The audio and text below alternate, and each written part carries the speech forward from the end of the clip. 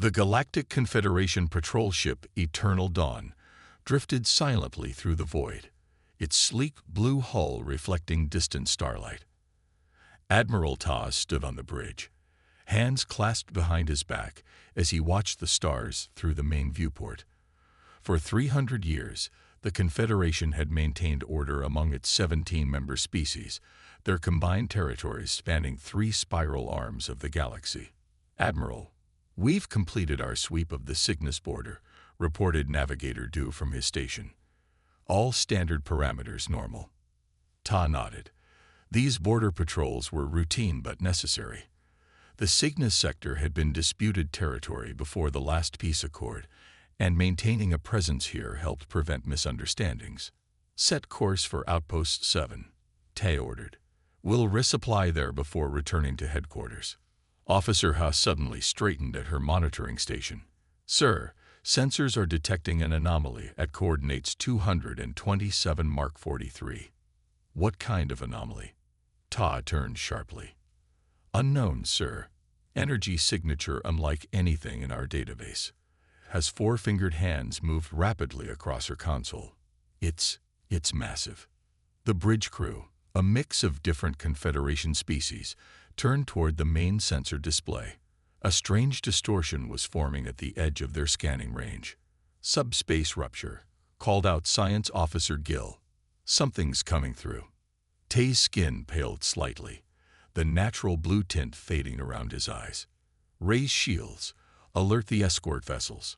Maintain position." The patrol fleet consisted of the Eternal Dawn and 2 smaller escort ships. All 3 vessels held position as the subspace distortion grew larger. "Sir," Ha's voice wavered. "Object emerging. It's a ship." The entire bridge crew fell silent as the vessel materialized fully. Its hull was dark, almost black, with sharp angles and clearly defined sections. What caught everyone's attention were the unmistakable weapon ports, dozens of them, arranged in patterns along the ship's surface. The unknown vessel dwarfed the Eternal Dawn, casting a shadow across their ships.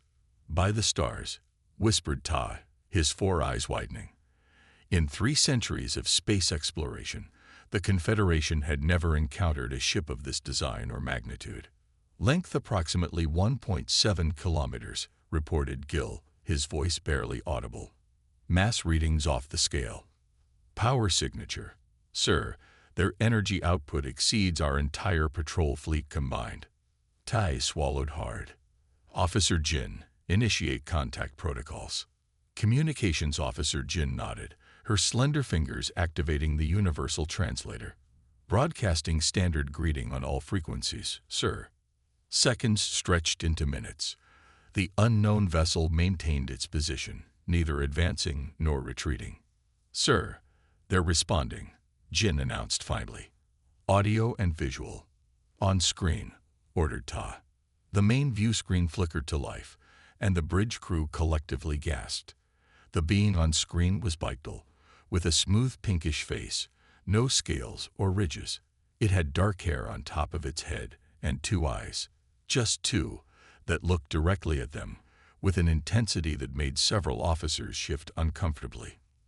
"This is Commander Park of the Terran Vanguard." The creature spoke in a clear, confident voice. "We are responding to distress signals from human outposts in this sector."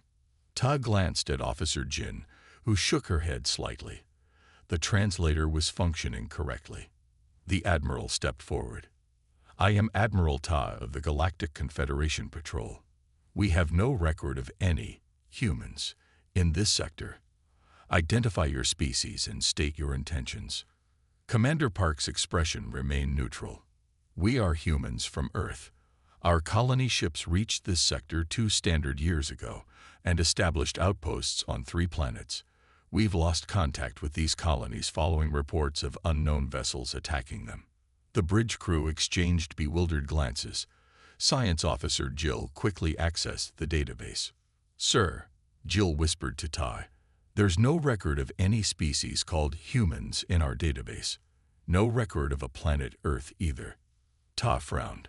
The Confederation's records were meticulous, spanning thousands of years. For an entire spacefaring species to exist without their knowledge was troubling. Commander Park, Ta said carefully, our records show no human settlements in this region. The planets in this sector are either uninhabitable or under Confederation protection. Park's eyes narrowed slightly. Admiral, I can transmit the coordinates of our colonies. They are located on worlds your people might consider uninhabitable, but we've developed technologies to terraform such environments. Tai signaled to Gil, who nodded. We're receiving their data now, sir. The information appeared on a side screen, showing settlement locations on 3 planets. The Confederation had indeed classified as uninhabitable, extreme temperatures, toxic atmospheres, crushing gravity. Commander, Ta said with new respect in his voice, if your people can survive on these worlds, your technological capabilities are remarkable. A slight smile appeared on Park's face. We adapt quickly, Admiral. Now, about our missing colonists. The conversation was interrupted as alarm signals blared across both ships. Admiral, Officer Hay called out. 3 vessels decloaking at Mark 115. The view screen split to show 3 predatory-looking ships appearing seemingly from nowhere, their hulls covered in jagged protrusions. They matched no known Confederation design. Raider vessels, Ta growled, similar to those that attacked Outpost 3 last cycle. On his side of the screen, Commander Park was receiving reports from his crew. Admiral, these matched the description our colonists sent before communications were lost. The raider ships accelerated toward the Confederation patrol vessels, weapon systems powering up. Evasive maneuvers, ordered Ta. Prepare to engage. Admiral, Park's voice cut through the chaos. The Terran Vanguard stands ready to assist. These raiders appear to be our common enemy. Ta hesitated only briefly. Coordinate with my tactical officer. Let's see what your ship can do, Commander. As the raiders approached, the massive human battleship moved with surprising speed, positioning itself between the attackers and the Confederation vessels. Weapon ports that had seemed decorative suddenly glowed with energy. The raiders fired first, energy beams lancing toward the patrol ships. Before they could hit, the Terran Vanguard deployed some kind of energy screen that absorbed the attacks completely. Then the human ship responded. Streams of light erupted from its hull, each finding its mark with precision that left the Confederation crew speechless. 2 raider ships veered off, smoking from multiple hits, while the third exploded in a brilliant flash. Admiral Ta stared at the view screen, where Commander Park stood calmly giving orders to his crew. Well, Admiral, Park said, turning back to the screen. It seems we have much to discuss. Ta nodded slowly, realizing that the galaxy had just become a much more interesting place. Indeed we do, Commander. Indeed we do. The Grand Chamber of the Confederation Council buzzed with voices as representatives from all 17 member species gathered for the emergency session. The vast circular room with its high ceiling and glowing orbs of light had never felt so tense. News of the human battleship had spread quickly throughout Confederate space. Representative Kang stood up from his seat, his scaled skin reflecting the chamber's lights in flashes of green and blue. He pounded his fist on the smooth white table before him. These humans appeared from nowhere with technology that rivals our most advanced ships. We must proceed with caution, he said, his voice booming across the chamber. Their battleship could have destroyed our entire patrol fleet if they wanted. The representatives murmured among themselves. Many nodded in agreement with Kang, their faces showing concern. Diplomat Sun rose from her seat on the opposite side of the chamber. Her slender frame and calm demeanor contrasted sharply with Kang's aggressive posture. Our scans show they've colonized worlds we deemed uninhabitable. They're resourceful, she said. Think about what this means. The planets we thought worthless to us, they've made their homes. This speaks to their adaptability, their ingenuity. Elder Ba, the council leader, raised a hand for silence. His age-spotted skin and 6 eyes reflected wisdom gained over 2 centuries of life. Admiral Tai, you met these humans directly. "What is your assessment?" he asked. Admiral Ta stepped forward from where he'd been waiting at the edge of the chamber. The encounter with the Terran vanguard had left him with dark circles under his four eyes. "They are unlike any species we have encountered," Ta began. "When the raiders attacked, they defended our ships without hesitation. Their technology is advanced, yes, but what struck me most was their decision-making speed. Commander Park made choices in seconds that would take our command structure minutes to process." "That sounds dangerous," growled Representative Kang. "It could be," admitted Ta. "But it could also make them valuable allies against the raiders who have been troubling our borders for cycles now." Diplomat Sun nodded. "I've reviewed the data from the encounter. Their ship's capabilities are impressive, but they showed restraint. They disabled 2 raider vessels while destroying only 1. They could have eliminated all 3. The council chamber filled with quiet conversations as representatives discussed this point. "What do these humans want?" asked Elder Ba, bringing focus back to the discussion. "They claim to be searching for missing colonists," answered Ta. "And based on the coordinates they provided, 3 small human settlements exist on worlds we've never bothered to explore thoroughly." Science Director Yun, a small 6-limbed being, activated a holographic display in the center of the chamber. It showed 3 planets rotating slowly. "These worlds have extreme conditions," Yun explained. "High gravity, toxic atmospheres, temperature ranges we consider unsuitable for intelligent life. Yet the humans have adapted them for habitation through technologies we haven't developed because we never needed them. Or perhaps never thought to create," added Sun. Representative Kang stood again. "The fact remains these humans possess a warship of tremendous power and appeared in our territory without warning. What if these colonists are actually an advance invasion force?" The chamber erupted in voices once more. Meanwhile, aboard the Terran Vanguard, Commander Park stood in the ship's strategic command center. Wall-to-wall displays showed star charts, sensor readings, and data streams about the surrounding space. Officers moved efficiently between stations, their uniforms crisp despite the 20 hours that had passed since their arrival in Confederation space. Park studied the intelligence reports compiled by his team. The data painted a fascinating picture of the Galactic Confederation. 17 species united under shared governance, with territories spanning an impressive portion of the galaxy. The Vanguard sensors had mapped trade routes, patrol patterns, and communication networks that suggested a complex but stable society. "They've been at peace for centuries," Park mused aloud. "No wonder they're so cautious about our arrival. Earth had only achieved faster-than-light travel 15 years ago. The rapid expansion that followed had been driven by necessity, Earth's resources strained by centuries of use, and a population eager for new beginnings. Humans had developed terraforming technologies that allowed them to settle worlds other species might ignore, unaware of the established galactic community until now." Lieutenant Kim approached with a datapad in hand. She stood at attention briefly before Park gestured for her to speak freely. "Sir," she said, "we've completed our analysis of the raider attack patterns. We've confirmed that neither the Confederation nor our colonies initiated the attacks. There's a third party involved."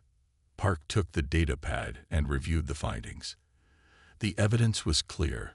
The raiders had first attacked a human colony, then a Confederation outpost, then another human settlement, alternating targets in a pattern designed to escalate tensions.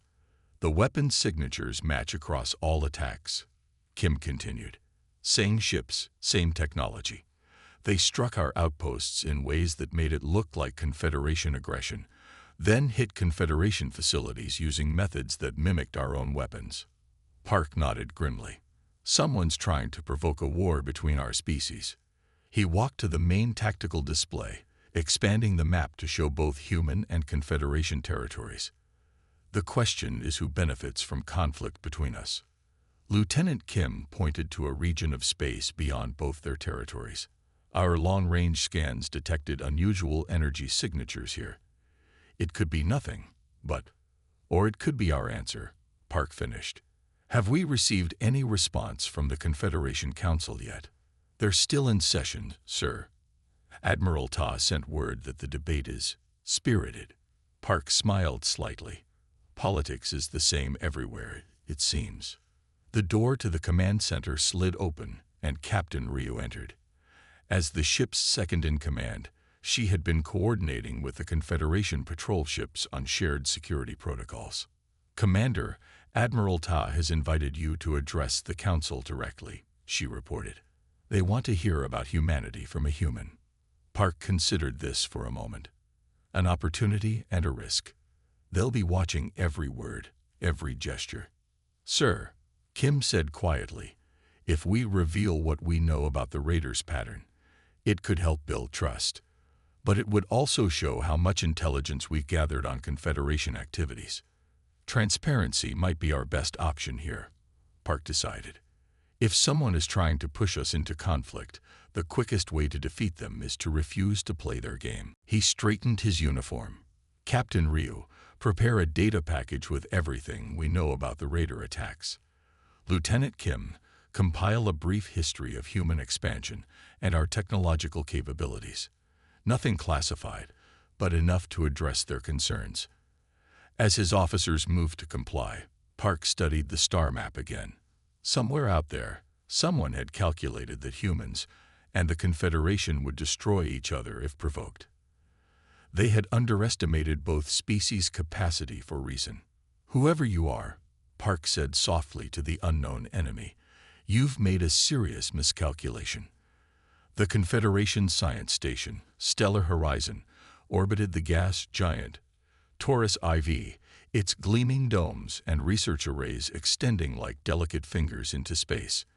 Inside, scientists from 5 different Confederation species worked to study the unusual radiation patterns emitted by the planet's unstable atmosphere. Admiral Ta had brought his patrol fleet to the station for a scheduled supply drop. After the tense council meeting about the humans, he welcomed the routine mission. The Eternal Dawn and its 2 escort vessels maintained a standard orbit as cargo shuttles ferried supplies to the station.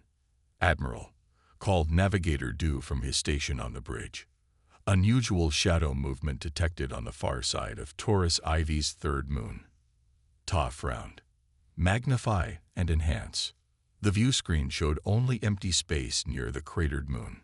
"Sensors indicate mass displacement, sir, but visual shows nothing," reported Officer Ha. Tay's skin darkened with concern. "Cloaking technology. The Raiders." Before he could finish his thought, the shadow of the moon erupted with movement. 5 Raider vessels, their jagged hulls bristling with weapons, accelerated toward the science station. "Shields up. Battle stations," ordered Admiral Ta, even as he realized the truth. His small patrol fleet was outmatched. 3 patrol ships against 5 Raider vessels of superior firepower. The Raiders fired their first volley. Energy beams struck the station's outer domes, shattering 3 research arrays. Emergency force fields activated, but Ta could see they wouldn't hold for long.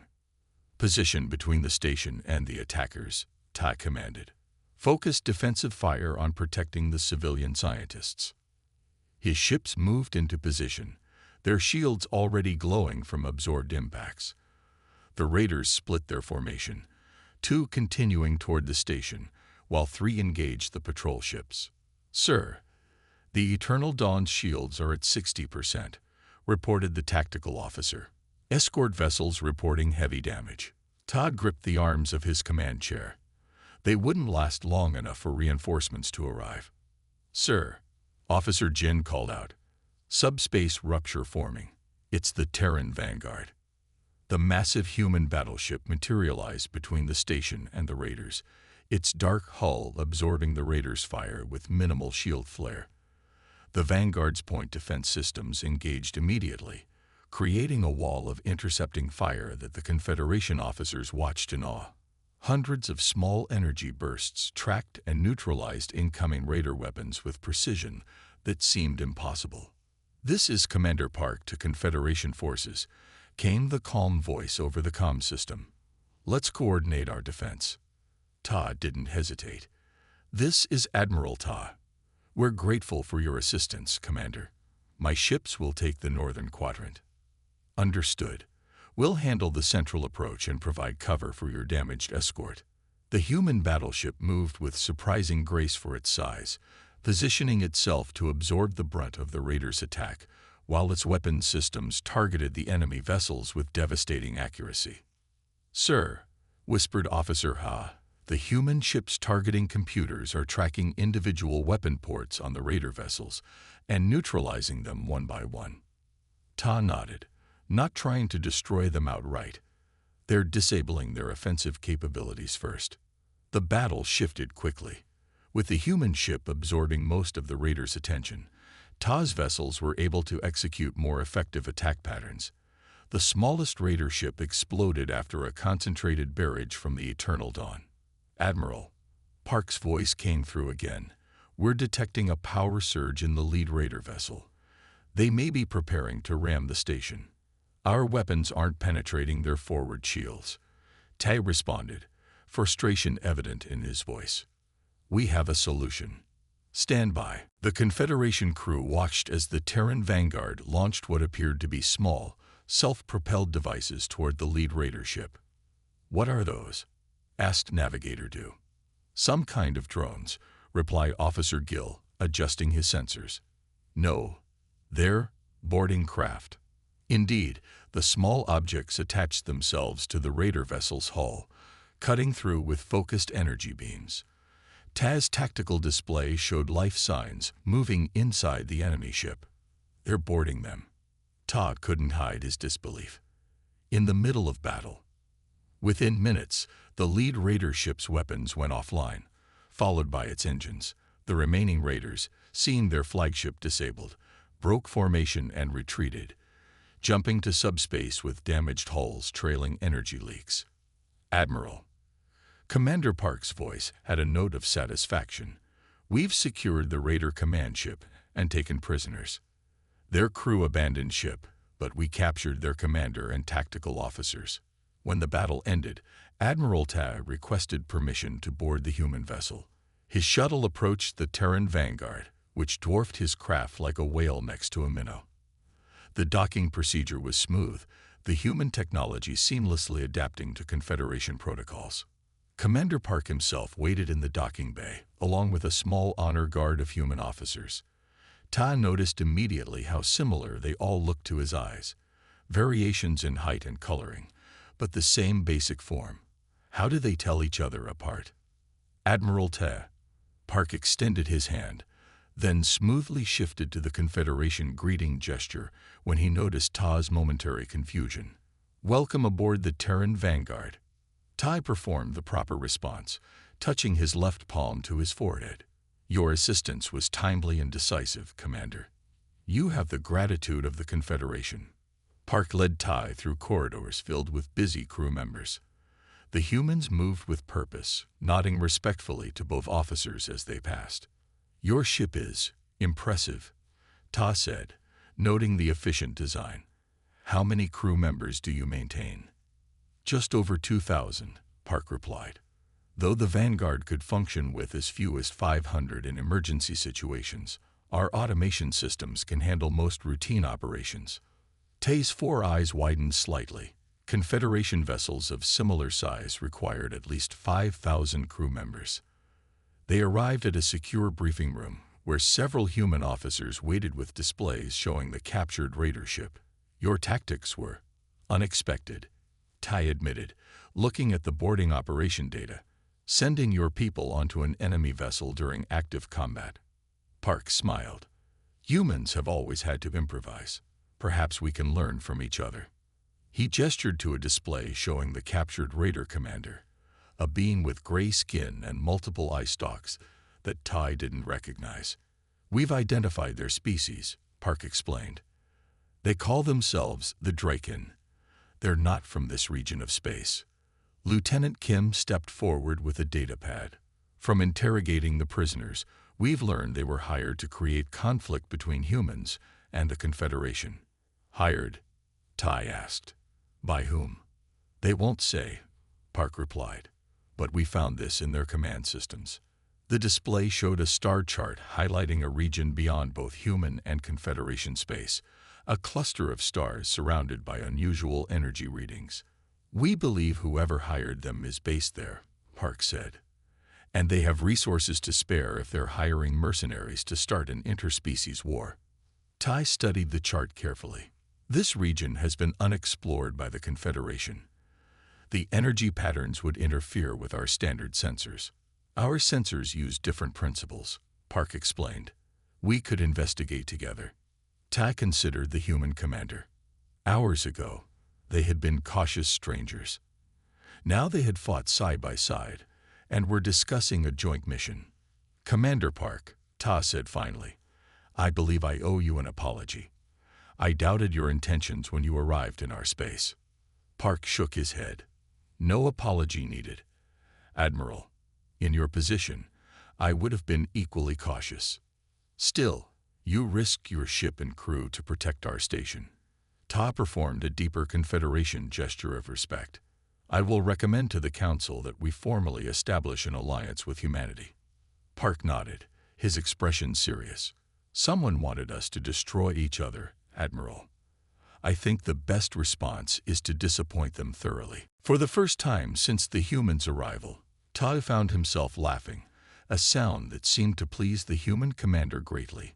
The massive asteroid field called the Nexus loomed before the combined fleet, a silent battlefield waiting to erupt into chaos.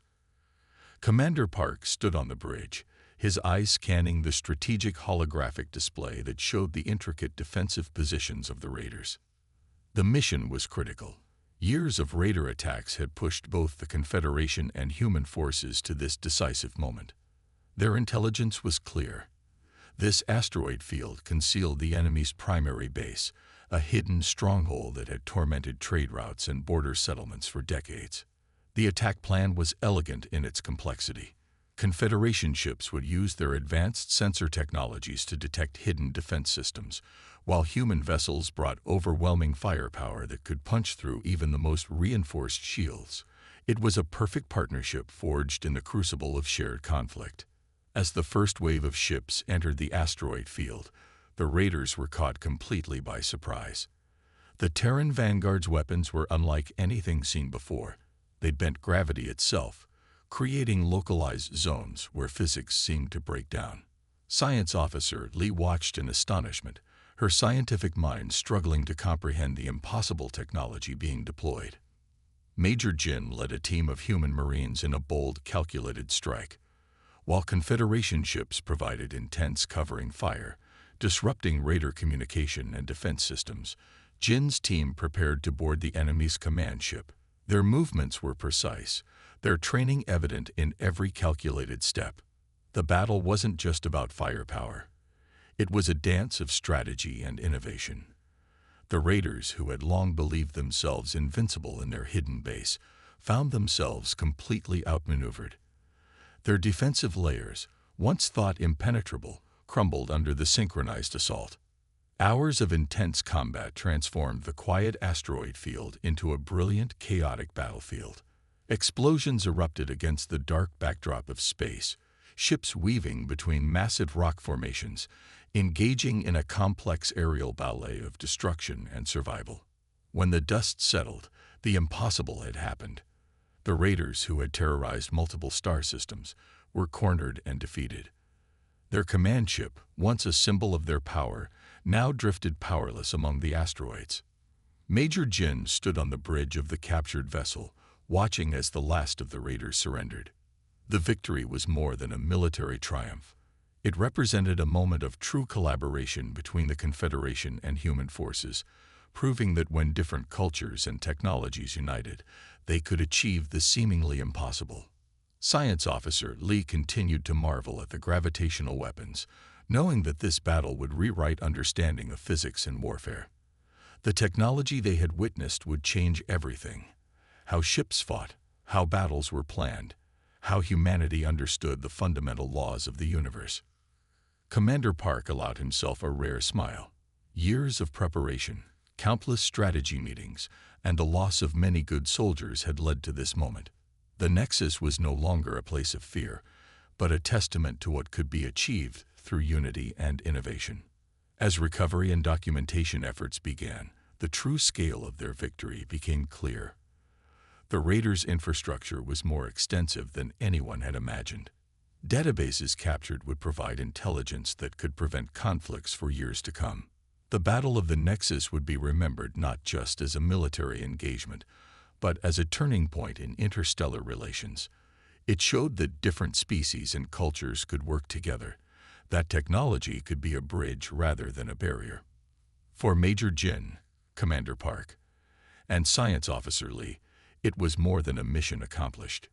It was a moment that would be etched in history, a day when the seemingly impossible became reality.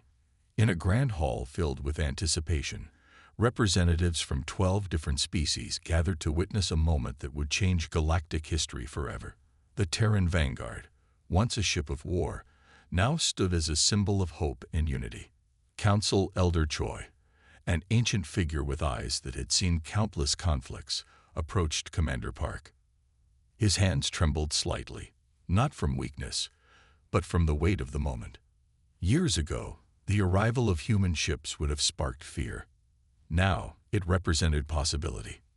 "We once thought you were conquerors," Choi said softly. "Now we see you as partners." Park bowed, a gesture of respect that transcended species and cultural boundaries. "Humans have learned that true strength comes from working together, not fighting alone," he responded. The treaty signing was more than just a political document. It represented a new way of thinking about space exploration, about survival, about understanding. The Confederation and humans would now share knowledge, resources, and dreams of discovering what lay beyond their known universe. The Terran Vanguard would become the first mixed-species vessel, a floating symbol of what could be achieved when different cultures worked as one. Scientists, soldiers, and explorers from multiple worlds would live and work together, breaking down barriers that had existed for centuries. Admiral Ta found Park later, standing by a massive window that looked out into the endless starscape.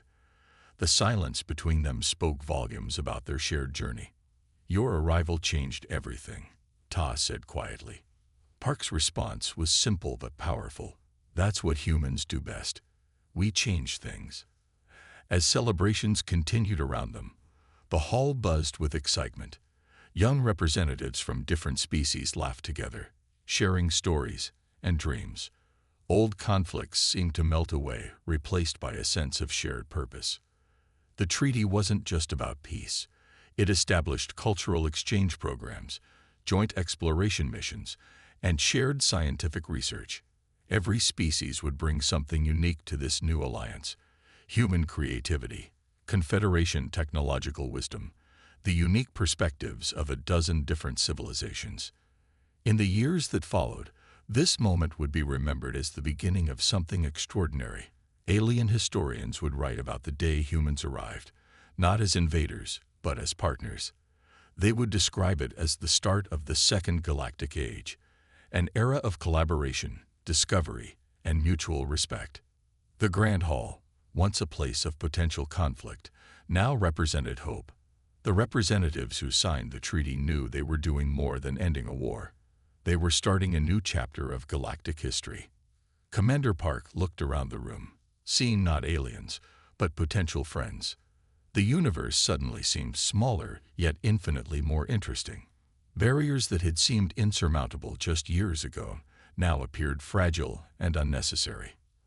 As the evening continued, music from different worlds blended together. Dance styles unique to each species mixed and merged, creating something entirely new. It was a perfect metaphor for what was happening politically and culturally. The Terran Vanguard, once a weapon of war, would now lead missions of exploration and understanding. Its corridors would echo with languages from across the galaxy, its crew a living example of what could be achieved through mutual respect and shared goals. Admiral Tai raised a glass in a toast that seemed to capture the spirit of the moment. "To new beginnings," he said, his words translated simultaneously for every species present. The stars outside seemed to shine a little brighter, as if the universe itself approved of this new direction. Humanity had arrived in the galaxy not with a roar of conquest, but with an invitation to understand, to learn, and to grow together. And so began a new era, defined not by the conflicts of the past, but by the promise of a shared future among the stars.